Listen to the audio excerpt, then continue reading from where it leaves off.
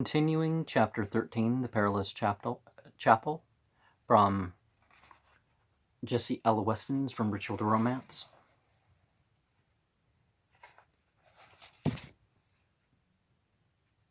He tells Percival he is a priest, and has buried 3,000 knights slain by the Black Hand. Every day a knight has been slain, and every day a marble tomb stands ready with the name of the victim upon it. Queen Brangamore founded the cemetery, and it was the first to be buried within it, but according to the version given earlier, she was buried beneath the altar. We have here evidently a combination of two things: Perilous Chapel and Perilous Cemetery, originally independent of each other. In other manuscripts, the Woucher adventure agrees much more closely with the Menaceder sequel, the hand appearing and extinguishing the light. Sometimes the hand holds the bridle, a feature probably due to the contamination with the Celtic folktale in which a mysterious hand, here that of a giant, steals on their birthright, a child and a foal. These Percival versions are manifestly confused and dislocated, and are probably drawn from more than one source. In the Quest de Gawain and Hector de Maris come to an old and ruined chapel, where they pass the night. Each has a marvelous dream. The next morning, as they are telling each other their respective visions, they see a hand showing unto the elbow, and was covered with red samite, and upon that hung a bridle, not rich, and held within the fist a great candle that burnt right clear, and so passed before them, and entered into the chapel, and then vanished away, and they wist not where. This seems to be an unintelligent borrowing from the Percival versions. We have here also a group of visits to the Perilous Chapel or the Perilous Cemetery, which appear to be closely connected with each other. In each case, the object of the visit is to obtain a portion of the cloth which covers the altar, or a dead body lying upon the altar.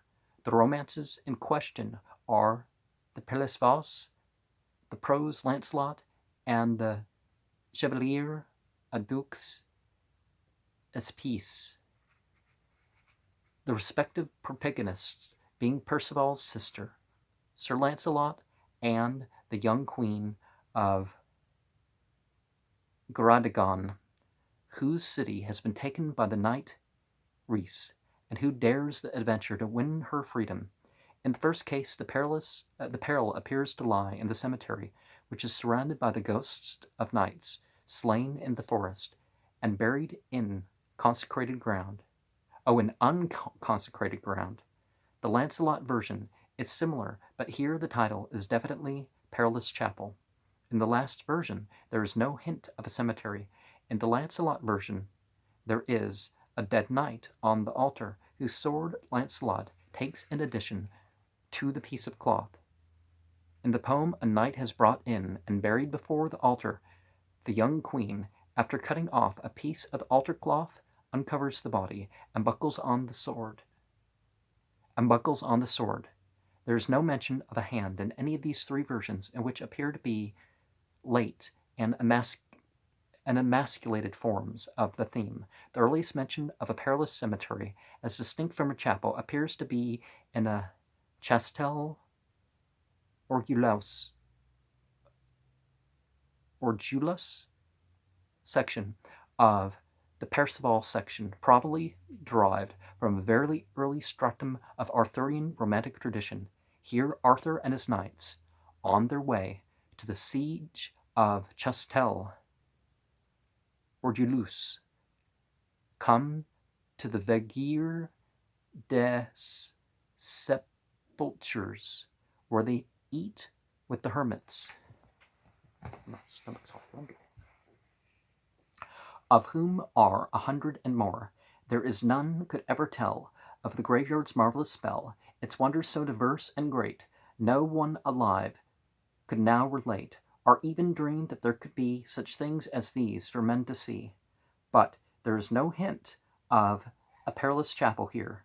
The adventures of Gawain in the XIII Perilous, and of the Gawain and Hector in the Lancelot of the final cyclical prose version, are the most banal description. The theme, originally vivid and picturesque, has become watered down in a meaningless adventure of a most conventional type, but originally a high importance seems to have been attached to it. If we turn back to the first version given, that of which Gawain is the hero, we shall find that special stress is laid upon his adventure as being part of the secret of the Grail, of which no man may speak without grave danger.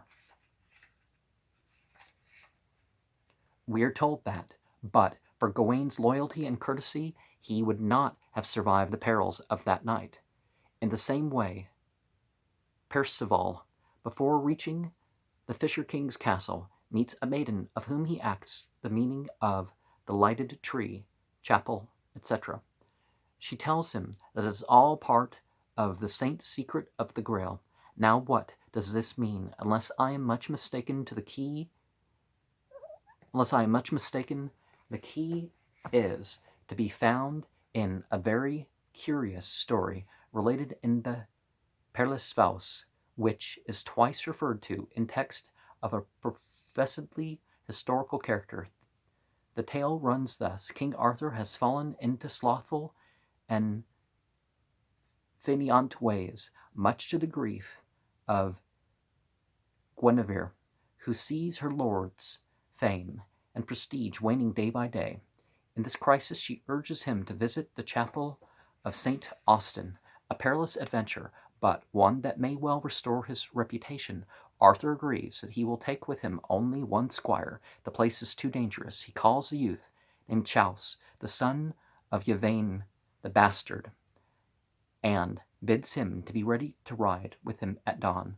The lad, fearful of oversleeping, does not undress, but lies down. As he is in the hall, he falls asleep, and it seems to him that the king has wakened and gone without him. He rises in haste, mounts and rides after Arthur, following, as he thinks, the track of the steed. Thus he comes to a forest glade, where he sees a chapel set in the middle of a graveyard. He enters, but the king is not there. There is no living thing, only the body of a knight on a bier, with tapers burning in golden candlesticks at head and foot.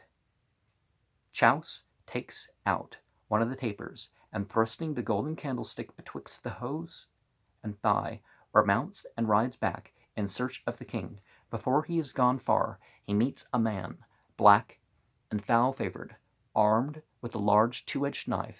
He asks, has he met King Arthur? The man answers, no, but he has met him, Chaus. He is a thief and a traitor. He has stolen the golden candlestick. Unless he gives it up, he shall pay for it dearly. Chaus refuses, and the man smites him in the side with the knife. With a loud cry, the lad awakes. He is lying in the hall at Chardoil, wounded to death, the knife in his side and the golden candlestick still in his hose. He lives long enough to tell the story, confess, and be shriven, and then dies. Arthur, with the consent of his father, gives the candlestick to the church of St. Paul, then newly founded, for he would that this marvelous adventure should everywhere be known, and that prayer should be made for the soul of the squire. The pious wish of the king seems to have been fulfilled, as the story was certainly well known and appears to have been accepted as a genuine tradition. Thus the author of Histoire de Fulk Fitzwarren gives a resume of the adventure and asserts that the chapel of St. Austin referred to was situated in Fulk's patrimony, i.e. to the tract known as the Blanche Lound, situated in Shropshire on the border of North Wales. As source for the tale, he refers to a Graal, Le Rêve de la Saint Basil, and goes on to state here that King Arthur recovered Abante et sa valeur, when he had lost his knighthood and fame. This obviously refers to the Perilous romance, though whether in its present or in an earlier form it is impossible to say. In any case, the author of the history evidently thought that the chapel in question really existed and was to be located in Shropshire. But John of Glastonbury also refers to the story, and he connects it with Glastonbury. Now, how can we account for so wild and at first so slight, so improbable a tale, assuming that we may term a semi-historical character and becoming connected with the definite and precise locality, a feature which is, as a rule, absent from the Grail stories? At the risk of startling my readers, I must express my opinion that it was because the incidents recorded were a reminiscence of something which had actually happened, and which, owing to the youth and possible social position of the victim, had made a profound impression upon the popular imagination. For this is the story of an initiation, or perhaps it would be more correct to say, the test of fitness for an initiation, carried out on the astral plane and reacting with fatal results upon the physical. We have already seen in the Nicene document that the mystery ritual comprised a double initiation, the lower into the mysteries of generation, i.e., the physical life, the higher into the spiritual divine life, where man is made one with God. Well, by surrendering to God, right? Some years ago, I offered the suggestion that the test for the primary initiation, that into the sources of physical life, would probably consist in a contact with the horrors of physical death, and that the tradition of the Perilous Chapel, which survives in the Grail romances, is confused and in contaminated form, was a reminiscence of the test of this lower initiation. This would fully account for the importance ascribed to it in the Bleheris Gawain form, and for the asserted connection with the Grail. It was not till I came to study the version of the Perilous with a view of determining its original providence that I recognized its extreme importance for critical purposes. The more one studies this wonderful legend, the more one discovers significance in what seem at first to be entirely independent and unrelated details. If the reader will refer to my notes on Perilous above referred to, he will find that the result of an investigation into the evidence for the locale pointed to the conclusion that the author of the Histoire de Fulk, Fitzwarren, and most probably also the author of the Perilous Vows before him, were mistaken in their identification, that there was no tradition of any such chapel in Shropshire, and consequently no tale of its foundation, such as the author of the History relates. History relates, yeah. In the Legend of Sir Percival, Volume 2, page 261, I suggested that the actual initiation would probably consist in enlightenment into the meaning of lance and cup. In their sexual juxtaposition, I would now go a step further and suggest that the identification of the lance with the weapon of Longinus may quite well have replaced the original explanation as given by Bleheris in The Quest. October 1916, I have given under the title The Ruined Temple, a hypothetical reconstruction of the Grail initiation. But I was also able to show that further north, in Northumberland, there was also a Blanchland connected with the memory of King Arthur. Numerous dedications to Saint Austin and tradition of that saint, driving out the local demons closely analogous to the tale told of the presumed Shropshire site. I therefore suggested that inasmuch as the Perilous Vows represented Arthur as holding his court at Cardoyle, Cherlisle, the northern Blanchland, which possessed a chapel of St. Austin and lay within easy reach, was probably the original site, rather than the Shropshire Blanch, Lound, which had no chapel and was much further away. Now, in view of the evidence set forth in the last chapter, it is not clear that this was the locality in which these so-called semi-pagan, semi-Christian rites might, prima facie, be expected to linger on. It is up here, along the northern border, that the Roman legionaries were stationed. It is here that we find monuments and memorials of their so-called heathen cults. Obviously, this was a locality where the demon-hunting activities of the saint might find full scope for action. I would submit that there is at least presumptive evidence that we may here be dealing with the survival of a genuine tradition, and should any of my readers find it difficult to believe that, even did initiations take place, and even were they of a character that involved a stern test of mental and physical endurance, and I imagine most scholars would admit that there was possibly more in the original institutions than, let us say, in a modern admission to Freemasonry, yet it is a far cry from pre-Christian initiations to medieval romance, and a connection between the two is a rash postulate. I would draw their attention to the fact that, quite apart from our Grail texts, we possess a romance which is plainly and blatantly nothing more or less than such a record. I refer, of course, to Owain Miles' The Purgatory of St. Patrick, where we have an account of the hero, after purification by fasting and prayer, descending into the netherworld, passing through the abodes of the lost, finally reaching paradise, and returning to earth after 3 days, a reformed and regenerated character. Then, with his monks, the prior Adnan, with crosses and Gonfanon, went to that hole forthright, through which Knight Owain went below. There, as of burning fire the glow, they saw a gleam of light, and right amidst that beam of light he came up, Owain, God's own knight.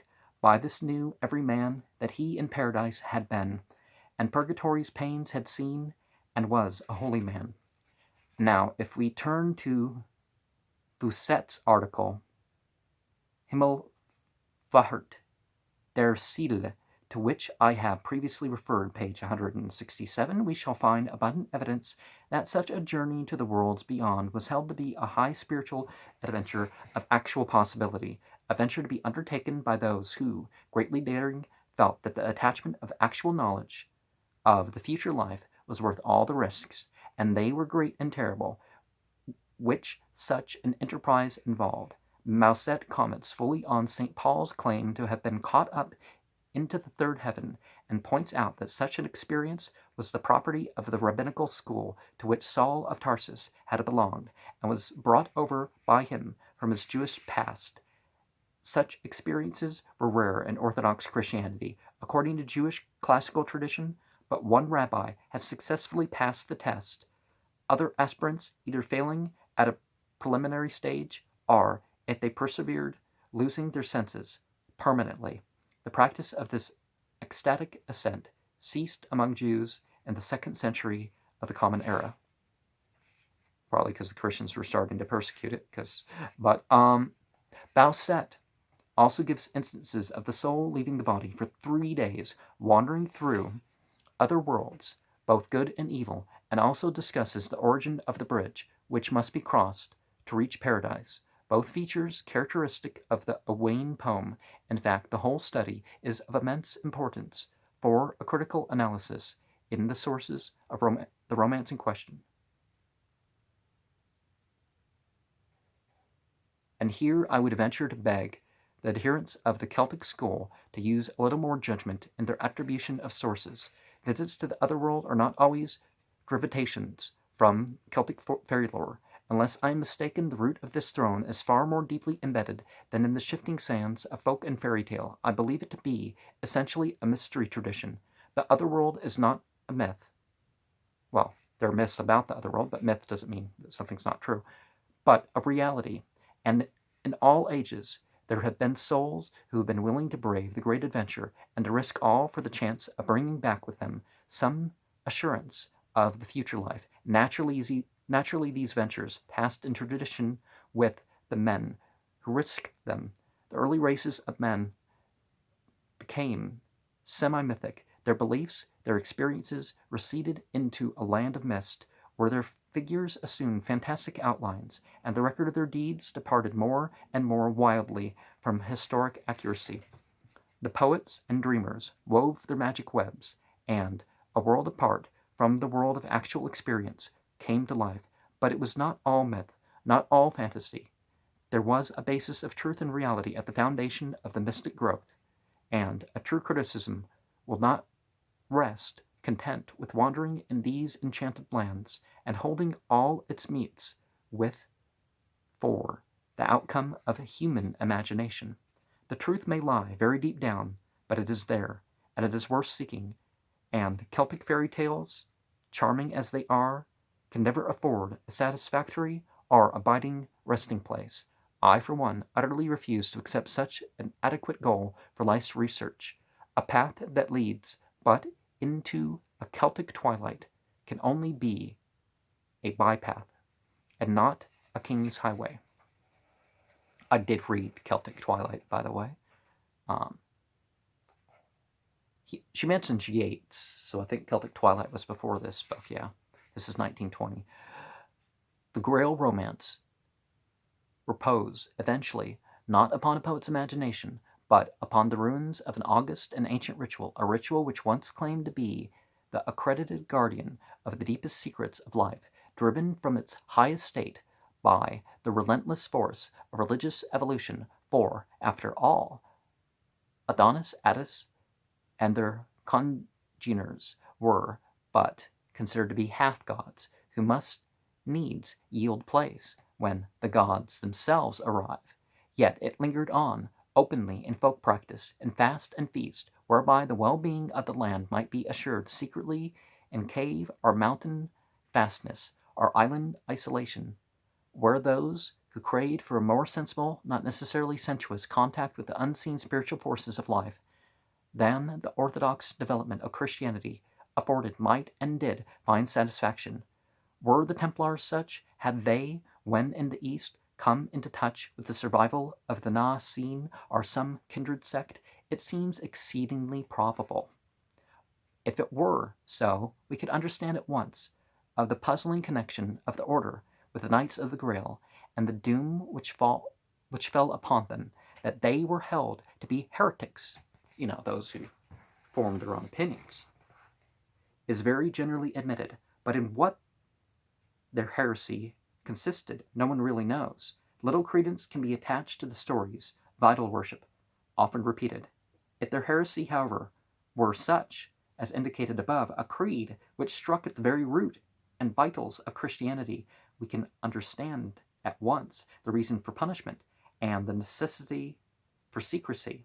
In the same way, we can now understand why the Church knows nothing of the Grail, why that vessel, surrounded as it with an atmosphere of reverence and awe, equated with the central sacrament of the Christian faith, yet appears in no legendary, is figured in one picture, comes on the scene in no passion play.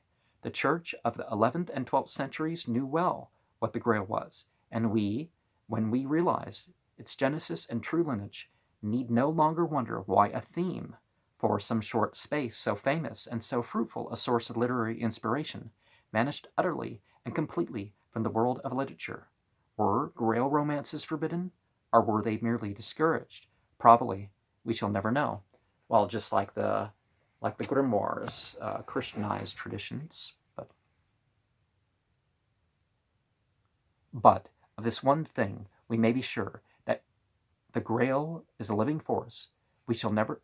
It will never die. It may indeed sink out of sight, and for centuries even disappear from the field of literature, but it will rise to the surface again, and become once more a theme of vital inspiration. Even after slumbering from the days of Malory, it woke to new life in the 19th century, making its fresh appeal through the genesis of Tennyson and Wagner. Myth is to be experienced. Myth is to be practiced.